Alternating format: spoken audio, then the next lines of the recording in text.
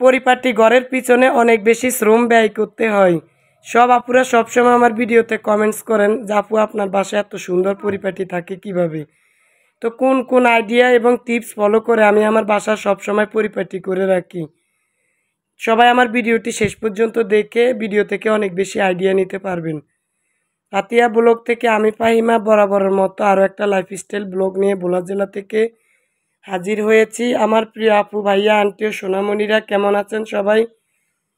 আশা রাখছি সবাই অনেক বেশি ভালো আছেন, সুস্থ আছেন। আর আপনাদের দোয়ায় আমি আমার পরিবারের সকল সদস্য নিয়ে আলহামদুলিল্লাহ অনেক বেশি ভালো আছি। তা আজকের ভিডিওটি হচ্ছে একটু অর্গানাইজিং ভিডিও, মানে পরিপাটি করে কিভাবে রাখলে বাসা অনেক বেশি ভালো লাগবে। তা আমি আমার বাসাটা সব সময় ক্লিন করে পরিষ্কার করে রাখি। তো ভিডিওটা শুরু করেছি ডাইনিং টেবিল থেকে, নাস্তার পরে ভিডিওটা শুরু করলাম। তো ডাইনিং টেবিলটা আগে গ্লাস ক্লিনার দিয়ে পরিষ্কার করে নিয়েছি।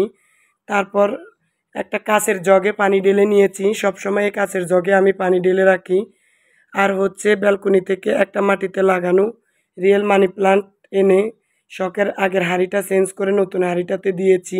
তা আমি কিন্তু এগুলা সবসময় ব্যালকনিতে রাখি যাতে গাছগুলো একেবারে সতেজ থাকে। তো যখন অর্গানাইজিং করি তখন ব্যালকনি থেকে ডাইনিং রুমে নিয়ে আসি। তা আপনারা চাইলে কিন্তু এভাবে গাছ দিয়ে বাসার বিভিন্ন অংশ খুব সুন্দরভাবে অর্গানাইজিং করতে পারেন। তো যে বা যারা আমার ভিডিওটির সাথে পর্যন্ত আছেন প্লিজ ছোট্ট একটা লাইক দিয়ে ভিডিওটি কন্টিনিউ করবেন। আপনার একটা লাইক আমার কাছে অনেক বেশি মূল্যবান। আপনার একটা লাইকে পারে আমার এই চ্যানেলটি আপনার মতো অনেক প্রিয় আপু ভাইয়াদের কাছে পৌঁছে যেতে। আর যারা অলরেডি এই কাজটি করে দিয়েছেন তাদের সবার প্রতি রয়েছে অনেক বেশি ভালোবাসা ও আন্তরিক অভিনন্দন। ডাইনিং টেবিল খুব সুন্দর করে সাজিয়ে একটু অর্গানাইজিং করে পরিষ্কার করে তারপর চলে আসলাম বেসিন এরিয়া পরিষ্কার করার জন্য। তো বেসিন আমি অফ ক্যামেরায় পরিষ্কার করে নিয়েছি। আমি তো সব সময় ভিডিওতে অপরিষ্কার কাজগুলো একটু এড়িয়ে চলি। তো অফ ক্যামেরা বেসিন পরিষ্কার করে বেসিনের উপরের তাকে যে জিনিসগুলো রাখি সেগুলো একটু অর্গানাইজিং করেছি। তারপর হচ্ছে আমার ছোট্ট ফ্রিজটা পরিষ্কার করে নেব গ্লাস ক্লিনার দিয়ে। তো যারা ফার্স্ট টাইম আমার চ্যানেলে ভিজিট করছেন, যদি আমার লাইফের এই ধরনের ব্লগ ভিডিও দেখতে আপনাদের অনেক বেশি ভালো লাগে তাহলে প্লিজ চ্যানেলটা সাবস্ক্রাইব করে দিবেন। আর পাশে থাকা বেল বাটনের অল অপশনটা অন করে রাখবেন। এতে করে আমি যখন কোনো ভিডিও আপলোড করব তখন আপনার ফোনে নোটিফিকেশন চলে যাবে আর আপনি দেখে নিতে পারবেন। এবার হচ্ছে ডাইনিং এরিয়া মোটামুটি অর্গানাইজিংয়ের পরে কেমন লাগতেছে সেটাই আপনাদের সাথে ঘুরিয়ে ঘুরিয়ে শেয়ার করব। আর ভিডিওতে সবাই একটু নয়েজ এড়িয়ে চলবেন, কারণ আশেপাশে প্রচুর পরিমাণে নয়েজ হয়। কারণ দিনের বেলা ভয়েস দিতে গেলে নয়েজের পরিমাণটা একটু বেড়ে যায়। তো সেই অংশটা সবাই একটু ইগনোর করবেন আর আমার ভিডিওটা দেখে আমাকে ফুল সাপোর্ট করে যাবেন। তো এই তো ডাইনিং টেবিলের এক অংশ থেকে অন্য অংশ এভাবে ঘুরিয়ে ঘুরিয়ে আপনাদের সাথে শেয়ার করলাম। তা আমার ডাইনিং এরিয়াটা আমি সাজিয়েছি অনেক আগে, সেটা আপনাদের সাথে ট্যুর আকারে শেয়ার করেছি। তো যারা আমার ডাইনিং ট্যুর ভিডিও দেখতে চান তারা আমার আগের ভিডিও দেখলে বুঝতে পারবেন আমার ডাইনিং পুরো স্পেস আমি কিভাবে কোন জিনিস কোথায় রেখে খুব সুন্দরভাবে অর্গানাইজিং করেছি। এবার চলে আসলাম আমার বেডরুমে।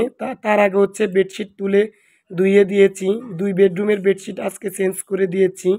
এখন হচ্ছে পছন্দের পিঙ্ক কালার একটা বিছানা চাদর পেতে দিয়েছি আর বালিশ আর কুশনগুলো এখন সাজিয়ে নেব। তো বাসার ভিতরে সবচেয়ে কাজ হচ্ছে 2টা বিছানা চাদর যদি খুব সুন্দরভাবে পেতে দেওয়া যায় তাহলে পুরো বাসার কাজে মনে হয় আমার কাছে কমপ্লিট হয়ে গেছে। এই ফাঁকে আমি কিন্তু আবার ঘরও ঝাড়ু দিয়ে নিয়েছি। তারপর হচ্ছে এখন মানে বেডরুমটা মোটামুটি অর্গানাইজিং করে আপনাদের সাথে শেয়ার করব। তো সব সময় সিম্পলভাবে আমার বেডরুম এভাবে থাকে। তো আমার এই বিছানা চাদরটা অনেক আপুরাই পছন্দ করেছে। এটা কিন্তু অনেক আগের একটা বিছানা চাদর। একটা আপু আমার এই বিছানা চাদরটা সম্পর্কে জানতে চেয়েছে। তো এটার দাম হচ্ছে 850 টাকা, বেশি দাম না, তবে 3 বছর আগে নিয়েছি, হয়তোবা এখন একটু দাম নিতে পারে। তারপর চলে আসলাম আমার ছেলের বেডরুমে। আমার ছেলের বেডরুমে যখন আসলাম তখনও কিন্তু বিদ্যুৎ চলে গেছে, তারপরে আমি ক্যামেরায় ক্যাপচার করেছি। তো খুব সুন্দর একটা বিছানা চাদর বিছিয়ে দিয়েছি। এখন বালিশ আর হচ্ছে কোরবালিশ রাখবো। তো আজকে আর এই খাটে কুশন রাখবো না। তো এই খাটে আমি সব সময় কিন্তু উজ্জ্বল কালার বিছানা চাদর বিছানোর চেষ্টা করি, কারণ এটা যেহেতু একটা কফি কালার খাট, তার জন্য সবসময় উজ্জ্বল কালার দিলে দেখতে আর একটু ফোকাস লাগে। তো যাই হোক, তারপর হচ্ছে ছেলের টেবিলের উপরে একটা সিরামিকের জারে আর্টিফিশিয়াল ফ্লাওয়ার রেখেছি। ওই তো একটু দেখা সৌন্দর্যের জন্য, এটা এখানে থাকে না। আমার ছেলে যখন মানে পড়ে তখন আমি এটা নিয়ে যাই। তারপর এভাবে সবসময় ঘরবাড়ি পরিষ্কার পরিচ্ছন্ন রাখি। আমি কিন্তু নাস্তার পরে একটু আলসেমি করি না।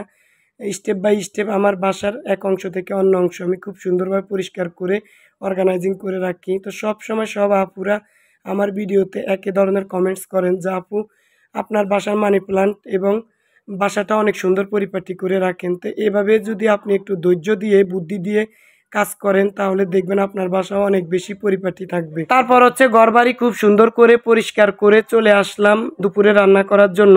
তা আজ আমি আমার ছোটো বোনের রেসিপিতে একটা ব্রয়লার মুরগি রান্নার রেসিপি আপনাদের সাথে শেয়ার করব।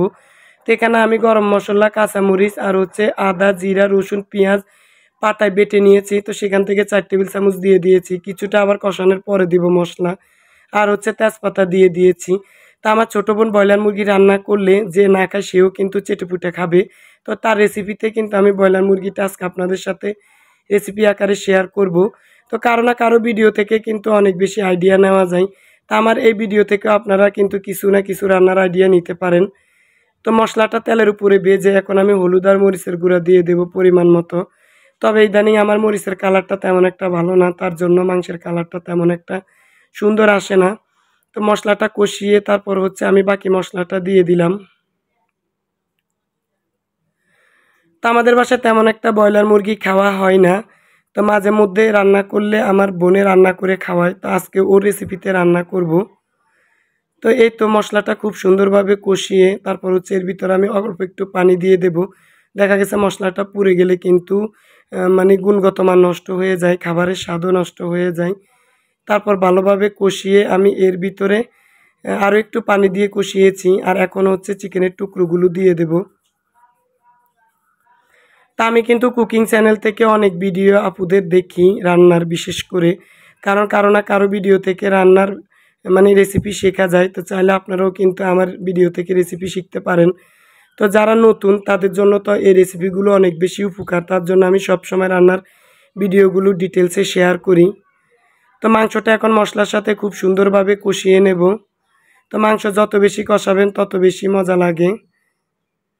তো এই তো এখন হচ্ছে আলু দিয়ে দেব। আলু দিয়ে একসাথে গরম পানি ফুটন্ত অ্যাড করব। আমি সব সময় দেশি মুরগি বা ব্রয়লার মুরগি রান্না করলে বা সোনালি মুরগি একসাথে ঝোলের পরিমাণ অ্যাড করি। আর সব সময় মাংসে ফুটন্ত গরম পানি দেওয়ার চেষ্টা করবেন, এতে করে খাবারের স্বাদ দ্বিগুণ হবে।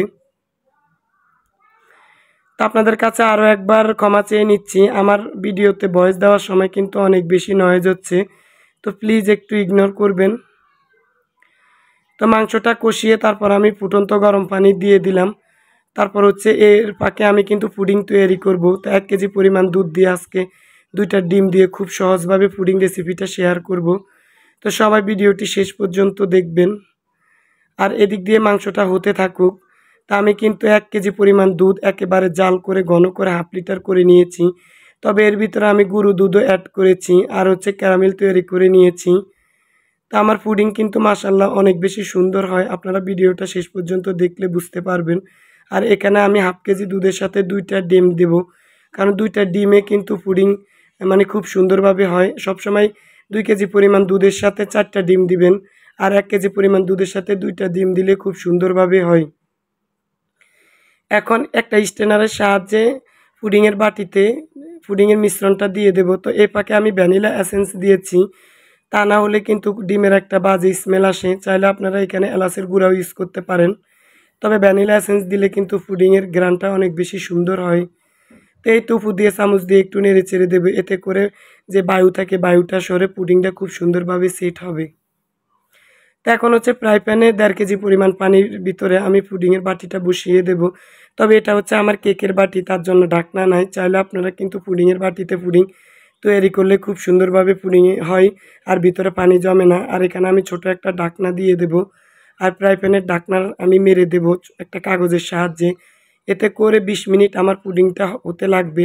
আর যদি একটু বেশি পরিমাণে পুডিং তৈরি করেন তাহলে 25 মিনিট কিন্তু সময় লাগে পুডিং হতে। আর এদিক দিয়ে আমার মাংসটাও কিন্তু হয়ে গেছে। তো একটু লবণ চেখে দেখব কেমন হয়েছে। তো এভাবে কিন্তু মাংস আপনারা রান্না করতে পারেন, খেতে কিন্তু অনেক বেশি মজা লাগে। তো তো সবাই আমাকে কমেন্টস করবেন আমার ঘর সাজানোর আইডিয়াগুলো কেমন হয়েছে, তারপর মুরগি রান্নার রেসিপিটা, সাথে হচ্ছে ছোট দুধ রান্নার সাথে হচ্ছে মানে পুডিং তৈরি রেসিপি কেমন হয়েছে। দেখেন মাংসের কালারটা অনেক বেশি দুর্দান্ত এসেছে। তো এই তো আর অফ ক্যামেরা আমি ভাত আর ডালও রান্না করে নিয়েছি। আর দেখেন পুডিংটা একটু দেখিয়ে দিয়েছি, খুব সুন্দরভাবে সেট হয়ে গেছে। তো এটা আমি নর্মাল ফ্রিজে 1 ঘন্টার জন্য রেখে দেব। দেখা গেছে এটা যত বেশি ফ্রিজে রাখবেন তত খুব সুন্দরভাবে সেট হবে। তো এই তো খাবারের পরে এটা ডেজার্ট হিসাবে সবাই পরিবেশন করবে। আজকে খুব সিম্পলভাবে দুপুরের খাবারটা খেয়েছি সবাই। আর এখন হচ্ছে ঠিক 1 ঘন্টা পরে পুডিংটা নামিয়ে নিয়েছি, বাটিতে ঢেলে আপনাদের সাথে শেয়ার করব পুডিংয়ের কালারটা কত বেশি দুর্দান্ত হয়েছে আর পুডিংয়ের ভিতরটা কত বেশি স্মুথ হয়েছে সেটাই শেয়ার করব। একটা নাইফের সাহায্যে খুব সুন্দরভাবে কেটে নেবেন, তবে এভাবে কাটতে গেলে কিন্তু আমার পুডিংটা একটু উদ্র ক্ষুদ্র হয়, তো কিছু করার নাই, সবাই তো সব জিনিস পারফেক্টভাবে পারে না। তো মাশাল্লাহ পুডিং খেতে কিন্তু অনেক বেশি দুর্দান্ত হয় যদি খুব সুন্দরভাবে রেসিপি আকারে শেয়ার করতে পারি। তো যাই হোক আমার পুডিং রেসিপিটা কেমন হয়েছে আমাকে আরও একবার কমেন্টস করবেন। আপনাদের কমেন্টস আমার কাছে অনেক বেশি মূল্যবান, পরের একটা ভিডিও তৈরি করতে অনেক বেশি অনুপ্রেরণা যোগায়। তো সবার সুস্বাস্থ্যের কামনা করে ভিডিওটি এখানে রাখলাম। দেখা হবে নেক্সট ভিডিওতে নতুন কোনো লাইফস্টাইল ব্লগ নিয়ে। সে পর্যন্ত সবাই সুস্থ থাকবেন, ভালো থাকবেন আর আমাদের জন্য দোয়া করবেন। আমিও কিন্তু সবার জন্য দোয়া করি, সবাই যাতে সবার ইউটিউব জার্নি সফল হতে পারে। তো আমার কিন্তু ইদানিং ভিডিওতে মানে ভিডিও আপলোড দিলে কিন্তু ভয়েস থাকে না, ভয়েস চলে যায়। তো এই প্রবলেম কেন হয়েছে জানি না, তারপরও দেখি আজকে ভিডিও আপলোড দিলে ভয়েস টিকে কিনা, তার জন্য আমি এই 5 দিন ভয়েস দিতে পারি না। তো যাই হোক সবাই আমার জন্য দোয়া করবেন, সবার সুস্বাস্থ্যের কামনা করে আরও একবার আল্লাহ হাফেজ, আসসালামু আলাইকুম।